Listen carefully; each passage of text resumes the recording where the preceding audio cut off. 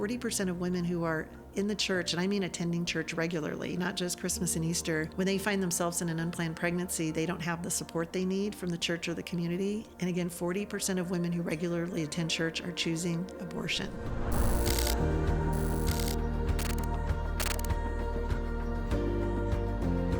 Welcome back to EmpowerU. I'm Diane with Save the Storks.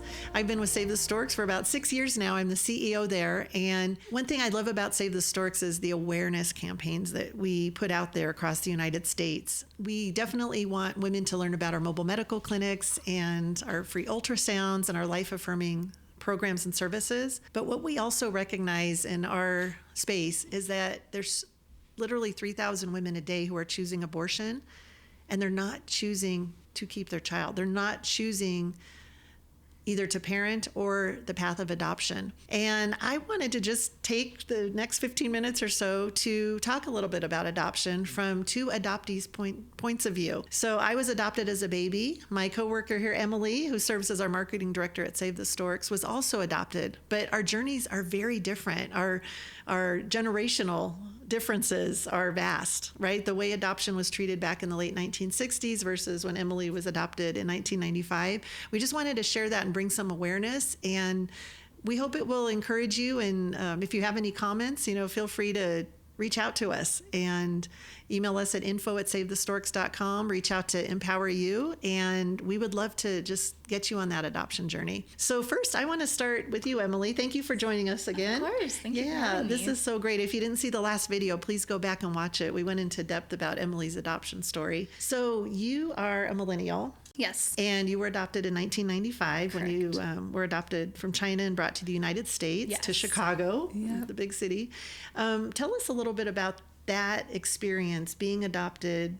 Of course, not when you were little, but when you started to recognize what it meant to be adopted and how you were treated and how your parents were treated and how you were welcomed in your community. I think what you hit on towards the end of just being welcomed into the community is huge, because I never really remember a point where I was treated super, super differently. I mean, obviously there were tons of different questions that kids would ask, or I was even still getting questions in college about adoption. But I think, we were just welcomed into the community. Our extended family was just so happy for my parents. Yeah, everyone was just so happy and welcoming. That is amazing. That's great.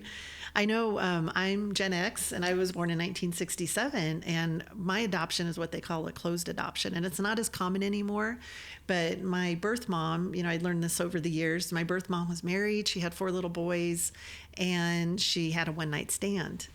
And being pregnant by a man who wasn't your husband was not at all okay, Right. So she actually, I found this out just a couple of years ago, she had a friend who was also pregnant, and neither of the women wanted their babies, so they decided to go to Mexico and abort their babies. Where I was born in Orange County, California, the border was just 2 hours south. So they got in their car, drove to Mexico, and they both walked into that abortion clinic. But my birth mom's friend who went through with abortion, she no longer had a child, but my birth mom changed her mind, and it had to have been the Holy Spirit, right? Yes. On that drive down there, she changed her mind, drove back to Santa Ana, and found an adoption attorney. Wow. And that's how I was adopted. Now, it's interesting because when I remember when I started, going to church and Sunday school and then elementary school, kids didn't talk about adoption. In fact, I was surprised because my adopted mom had always said, be proud of being adopted. We adopted you because you had the biggest smile on your face. Like, she told me stories, you had a big smile and you were full of life, and we couldn't wait to bring you home and raise you as our child. Well, when I started telling kids that, they made fun of me.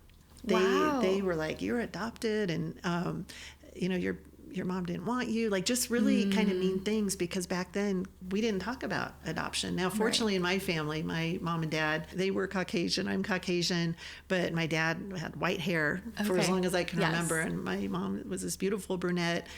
So I looked enough like them where people didn't question it, but they were so proud that they adopted us that they told everybody. Oh, yeah, for everybody. sure. Yeah. I remember one day a little boy, made fun of me at school and said, just teasing me about being adopted. And I went home and told my mom, and she gave me some choice words to go back and tell him.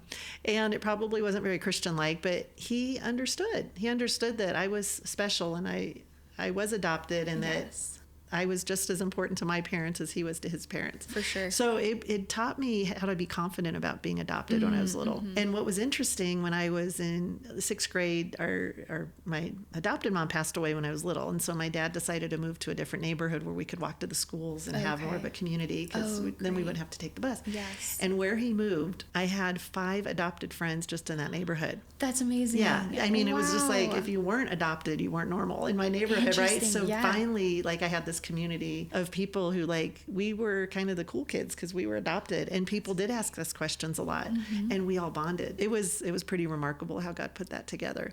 But again, I didn't know anything about my birth mom, and so I had to have records unsealed. But we can go into that a little bit.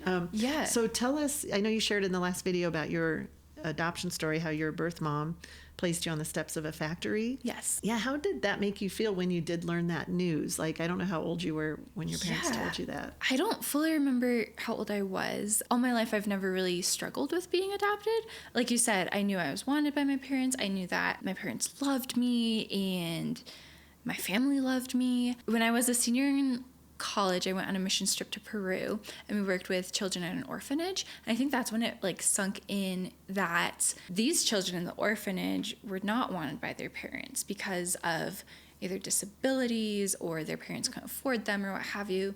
And I remember having a moment on that trip of like, because I think in my mind, I always thought my birth mom had to give me up because of the one child policy. And so I always thought, oh, she wanted me, but she couldn't keep me type thing. And it hit me like, she might just never have wanted me at all. And I remember thinking that and thinking like, oh my goodness, I never had that thought before. I always thought I was wanted by everybody. And then I was like, oh, but she just might not have ever wanted me. But I was able to overcome that with just realizing, you know what, it doesn't matter because Christ wants me, and my identity is in Christ, and that's really all that matters, and my family wants me, and they love me, and so I didn't dwell on that too long. Yeah, so that's kind of what I know about my birth mom, is basically nothing other than, that she put me on the steps when I was a baby, and then I was adopted at 5 months. Wow. But how did you learn about your birth mom? Yes. So again, I was always told that I was adopted, and I didn't know the whole story until when I was in my 20s. I had this curiosity, and I think it might have been because my adopted mom died when I was little, so I didn't have that mother nurturing that, I think I probably really missed out on. So I asked my dad, I said, hey, could we get my birth records unsealed? Again, because it was closed. And so we went to the courthouse, we filled out all the paperwork, and it was kind of a miracle because back in the old days, I had the microfiche, film, and the lady said, oh, this could take months to find at the courthouse. I said, totally okay, here's my number, my landline number. Right. And I'm not kidding, I was at work that day. I went back to work after lunch, and I got a phone call. And she said, we found the microfiche. We have all the information. And she said, we've never found it that fast. I was like, oh my goodness, right? So right there, I was already prepared. It could take forever. They might not even find the microfiche, right? True. So she said, we can't give you her information, but what you can do is write a letter to her and then drop it off here. Or I think I mailed it to the Social Security office or some government entity. And then they would, if they could find her, they'd forward it. Well, it was about 3 weeks later, after I mailed the letter, it was 10 o'clock at night and my phone rang. And she said, is this Diane? I said, yes. She goes, this is Edie. I'm your birth mom. Whoa. And I was bawling. I didn't expect it. I think it was a Thursday night, 10 o'clock at night when you're getting ready for bed. And we had a good cry, and I learned a little bit. But in my letter I wrote to her, I said, first I want you to know I'm okay. I was adopted by a great family. And I told her that it was a gift that I was adopted. Mm-hmm. So I think that gave her a peace. Yeah. But I asked her, I said, did you remember my birthdays? Because that was a thing growing up. I always wondered if she remembered me, because I sort of always felt like I was forgotten. I don't know. That was just a feeling I had. Mm-hmm. And she said, every day I thought about you. Wow. So I would encourage you, your birth mom, I'm confident she thinks about you every day, even though she couldn't raise you, because I had that reassurance from my birth mom. Yeah. So that was really beautiful. I found out I had 6 half brothers. I knew I had the 4 older brothers, and she had 2 other boys after me. So my joke was, you just didn't want a girl, right? So here I was the only girl. Right. And I was the one. But what she told me was, when I was born, the hospital she was in, I guess they didn't want the mothers to bond with the babies that were being adopted, so they blindfolded her. Oh, wow. And they didn't talk about the gender. So it wasn't until she received the letter that she knew I was a girl. Wow. So I was 26 years old. So I flew up. She was living in Oregon at the time, so I flew up to meet her about a month later. And at the airport, she had a balloon that said, it's a girl. and everybody so was sweet. crying. Yeah, it was Yes. just a beautiful, Oh, wow. yeah. And my half brothers joke, they're all jokesters. They're extroverts, where I'm definitely an introvert, but they said, you should have waited and had Oprah, cover this story. We could have all got a free trip to Chicago.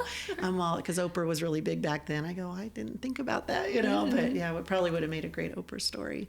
So yeah, so it was great. It's definitely been a celebration for all of us. And my half brothers, it's interesting to hear about the younger ones, especially. They didn't even know that she was pregnant. And then the older ones said that they remember taking her to the hospital, but then she didn't come back with the baby. And so they all assumed I died. And I thought, well, that's kind of an interesting perspective. So they were living with this grief. Right. They never talked about it back then. So it was a real surprise when they found out about me. Yes. Yeah, so you mentioned that your dad helped you kind of find your birth mom.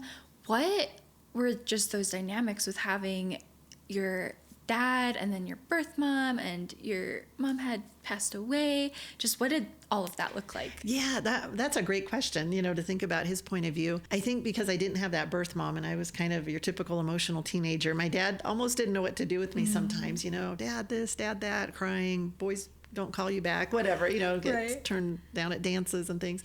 But my dad actually was such a great man. He passed away a couple of years ago, but he was so encouraging when I said, hey, I'd like to find my birth mom. He said, okay, what do we do? And it was weird because even though I was 26, he had to actually sign the papers authorizing it was okay to go into the birth records, which is strange, but that's the way it was back then because I didn't have any medical conditions. When I first heard from my birth mom, I let my dad know. And I said, hey, I have 2 half brothers who live about an hour away. They want to come meet me. My dad said, I want to come over. He brought a bottle of champagne to celebrate, and he welcomed them to the family. That's it was amazing. So beautiful. That's so sweet. And it was funny because the older half brothers too are big jokesters, and my adopted dad is a big jokester. So they all really got along. We had Thanksgiving dinner the next year. I remember my younger half brothers were still like teenagers then, so I would take them to events sometimes. I remember we all went to the Newport Beach boat parade because I got free tickets from a radio station. So I brought my dad and my birth family. So we were just kind of one big family. It was fun. Amazing. Yeah. And it's interesting because my adopted mom was an artist. She was a beautiful painter. And when I met my birth mom, she's an artist, right? I have no artistic talent at all. But these 2 women in my life who were responsible for me being here and helping to raise me, they're both artists. And I thought, wow, and God's the ultimate artist, and just how he put this beautiful plan together that no one could have thought of. And that even he gave me this dad who was just so open and welcoming and loving. And a little bit of a sad part of this, but when I was 44, my husband, he had an AVM rupture, so he passed away, and he was on life support for about a week. And it was Thanksgiving week, and my dad was in his 80s at that time, and he wanted to come up and spend time with me in the hospital because I was just there 24/7. And my oldest half brother, who lived about an hour and a half away, but in rush hour traffic in Southern California, it was more like 3.5 hours. He said, I'm going to pick up your dad and take him to the hospital all the way in Los Angeles. So that brings tears to my eyes. So just the bond that everyone had, it didn't matter that we weren't blood related. My half brother took care of my adopted dad, right? At the time of great need for me. So they came together to be there for me. So that's beautiful. It was. So being adopted is such a blessing because I feel like we do have 2 families, right? For sure. So, and it's a beautiful picture of God's love for us, how he adopts us. So yes, absolutely. Again, family can come to you in so many different ways, shapes, and forms, and God knows exactly what we need. That's why I think now I love that adoptions are open, because it's good for, I think, everyone. And most of all, I think it's the right thing for the birth mom. Yes. So the birth mom doesn't ever have to wonder, right? Your birth mom, I'm sure, thinks about you every day, and I'm sure she wonders how you are. And with an open adoption, the birth mom has access to that family. And, the birth mom and the adopting family, they can decide what's best for the child. But as soon as the child gets older, then they can make decisions and decide on what type of relationship they want. That's so I feel like that's a lot healthier for everyone involved. I think so, because then I feel like the birth mom, like you said, is able to still have that relationship, and hopefully it'll help with her mental health too a little bit. And then, like you said, the birth mom and then the parents can figure out what's best for the child and both their families. Right. We are at Save the Storks. We've been working with a young mom who was contemplating abortion, and with the assistance of our amazing COO, she ended up choosing life for her baby. But it wasn't until a few months later that she realized she wasn't ready to be a parent, and she chose adoption. So our team helped her get connected with a great adoption agency, and there was a couple in Los Angeles, I think, who adopted her baby, and they get together at least twice a year now. But for the birthdays they celebrate, they celebrate the little girls' birthdays. They send the mom gifts. They just are in her life in so many beautiful ways. So I am all for open adoptions, and I think what we should do is have another, discussion about birth moms, and like you said, their mental health, their emotional health. Something that the audience might not realize is about 40% of women who are in the church, and I mean attending church regularly, not just Christmas and Easter, when they find themselves in an unplanned pregnancy, they don't have the support they need from the church or the community. And again, 40% of women who regularly attend church are choosing abortion. This is tragic because, again, I mentioned earlier that there's 2 million couples estimated waiting to adopt in this country, and it's hard to adopt a baby in our country. It really is. I was in that situation myself several years ago where we adopted out of the foster care system, and there's a definite need there, and there's so many older youth and special needs youth, at-risk kids who need homes, forever homes. But there are really not a lot of babies in our country because they are aborted, again, 3,000 a day. So I think what we should do is talk a little bit about moms and their mental health, their spiritual health, how the church can come alongside women who find themselves in an unplanned pregnancy. I don't know, in college still, do you have to read the Scarlet Letter? I think I read that in high school. Yeah, high school, yes. I think they do have to read it. I feel like we're not physically putting the letter A on a woman, but we are telling women, like, if you get pregnant, we are going to basically ignore you for 9 months, and you should be ashamed and embarrassed, and you cannot be part of this church. They might not actually be saying those words, but that's how they're making women feel. So we're basically giving her that scarlet A to put on her shirt, and we have to do a better job as a church. Definitely. And I just hope and pray that you will watch our next episode here so you can learn more about how your church can come alongside that woman who is facing an unplanned pregnancy. And again, if she's not ready to parent, let's give her all the tools she needs so she can choose adoption. Thank you so much for just joining us today and letting us share our adoption stories. We're grateful for you. God bless you.